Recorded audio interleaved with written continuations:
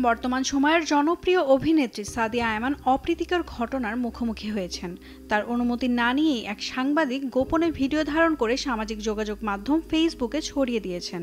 Viral এই ভিডিওটি অভিনেত্রীকে বিব্রতকর পরিস্থিতির মুখে ফেলেছে। এদিকে বৃহস্পতিবার দুপুর ১টার দিকে সামাজিক যোগাযোগ মাধ্যম ফেসবুকে একটি পোস্ট করে সাদিয়া আয়মান সেই সাংবাদিকের নাম প্রকাশ করেন এবং একই সাথে তিনি তার শাস্তির দাবি জানান।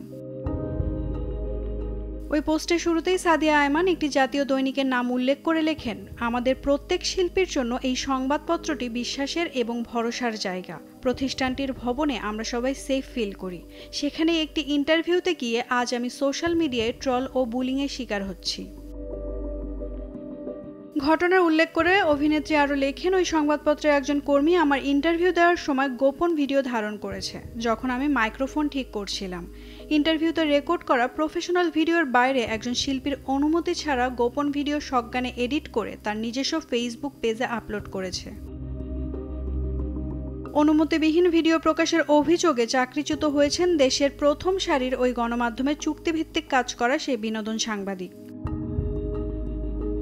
এ বিষয়ে বৃহস্পতিবার দুপুর ২টায় সাদিয়া আয়মান গণমাধ্যমটির প্রতি কৃতজ্ঞতা জানিয়ে আরও একটি পোস্ট করেছেন। পোস্টে তিনি জানান, আগের পোস্টে অভিযোগটি ছিল একজন ব্যক্তির বিরুদ্ধে, যিনি প্রাতিষ্ঠানিক নিয়মের বাইরে গিয়ে একজন শিল্পীর অপ্রস্তুত সময়ের ভিডিও ধারণ করে ছড়িয়ে দিয়েছেন। তবে ওই গণমাধ্যমটি সেই সাংবাদিকের বিষয়টি জানার পর দ্রুত অ্যাকশন নিয়েছে, যে বিষয়টিকে ইতিবাচকভাবে দেখছেন সাদিয়া।